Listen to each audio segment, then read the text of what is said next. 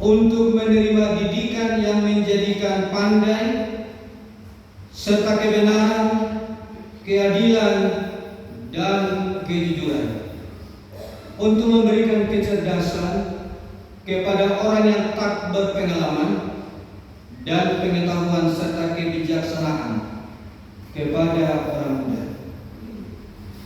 Baiklah orang bijak mendengar dan menambah ilmu, dan baiklah orang yang berpengertian memperoleh bahan pertimbangan untuk mengerti amsal dan ibarat, perkataan dan teka-teki orang bijak.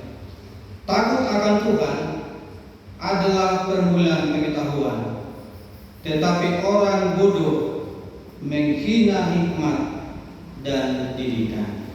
Demikian jawab pembacaan firman yang berbahagia adalah saudara-saudaraku yang telah dimampukan membaca dan merenungkannya. Haleluya, haleluya, haleluya.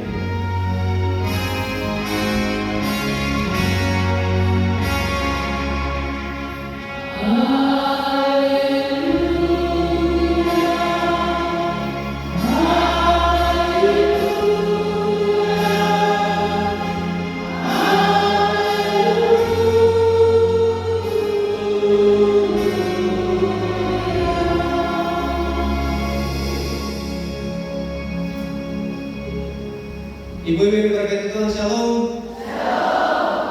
Tadi saya semangat sekali mendengar pujian ukulele dari jemaat persiapannya. Oh, sudah mandiri, yaitu Eklesia. Dan tadi bilang Maranatha, padahal sudah Eklesia. Keluar ya, tapi keluar untuk memberitakan Injil. Saya yakin waktu ibu-ibu ini kecil dong, sekolah minggu baik. Betul toh?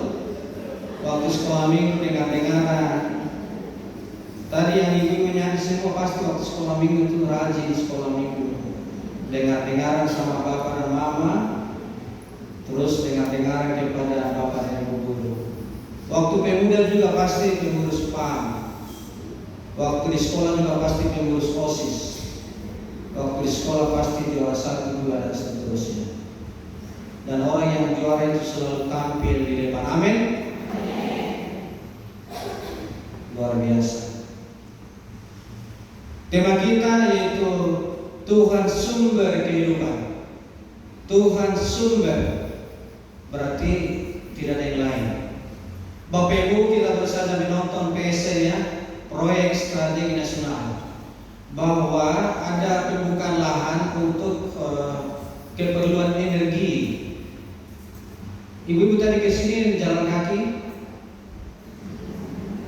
Dulu boleh, sekarang maksim roda 2, roda 4. Jadi membutuhkan energi itu minyak, tanah, bensin, solar, dan pertalite.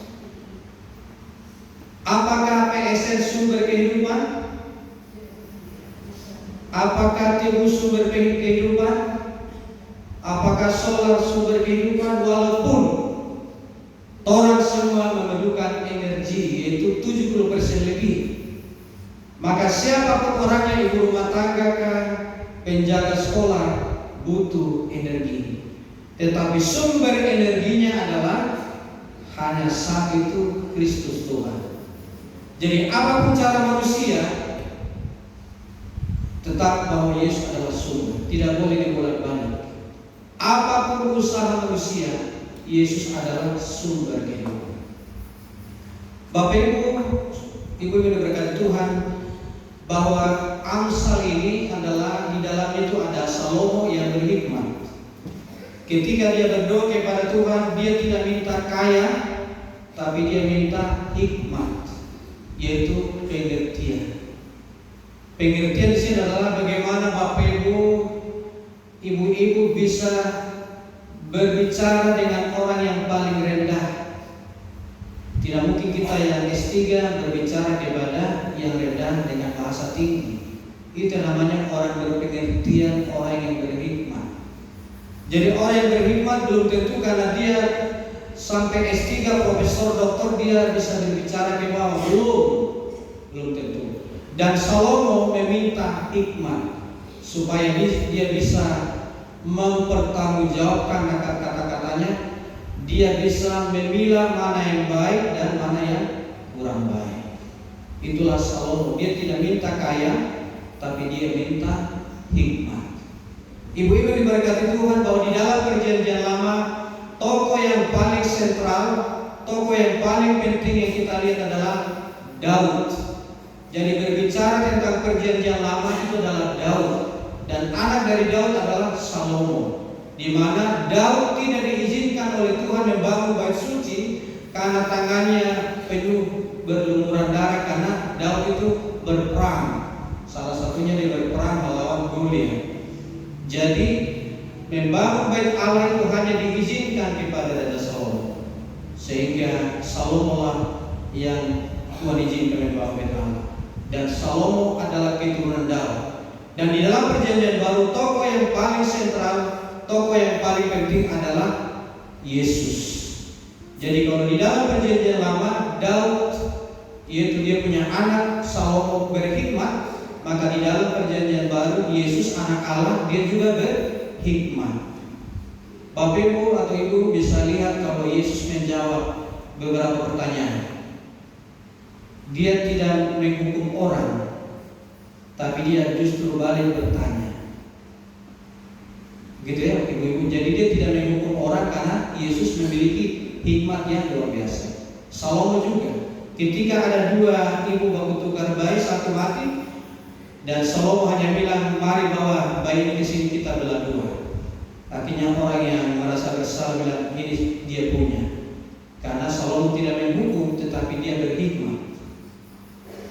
Ibu-ibu diberkati Tuhan, mari kita lihat teks kita, bahwa di dalam teks kita ayat 1-4 adalah hikmat membentuk karakter, didikan, pengertian, kebenaran, keadilan, dan kejujuran. Maka ketika kita menerima didikan dari Tuhan, ketika kita takut akan Tuhan, maka kita akan mendapat pengertian, kebenaran, keadilan, dan kejujuran. Amsal bukan sekedar pengetahuan, tetapi pembentukan karakter. Yang kurang di negara kita sekarang adalah itu pembentukan karakter.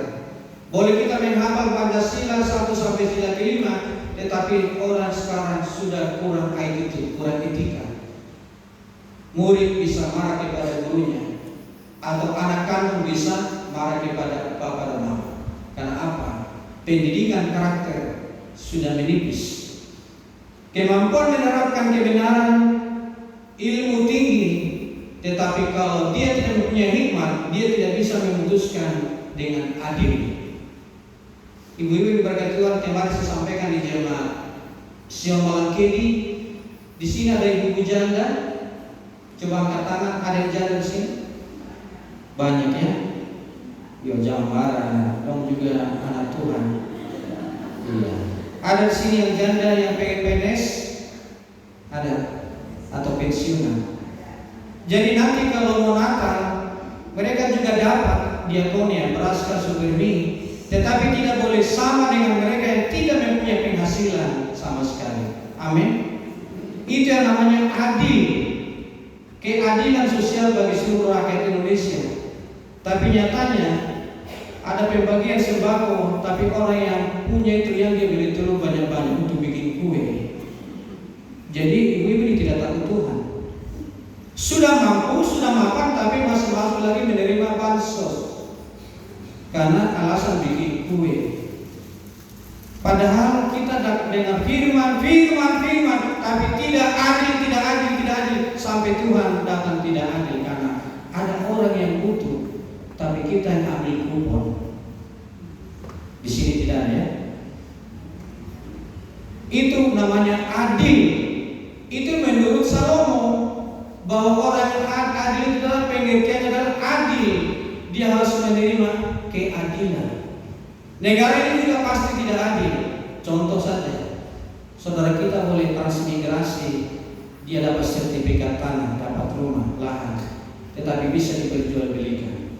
Ada juga istilah transmigrasi lokal, hanya dapat rumah, tapi berbeda perlakuan. Itu namanya negara kurang adil.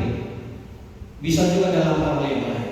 Karena itu orang yang berhikmat adalah orang yang berpengertian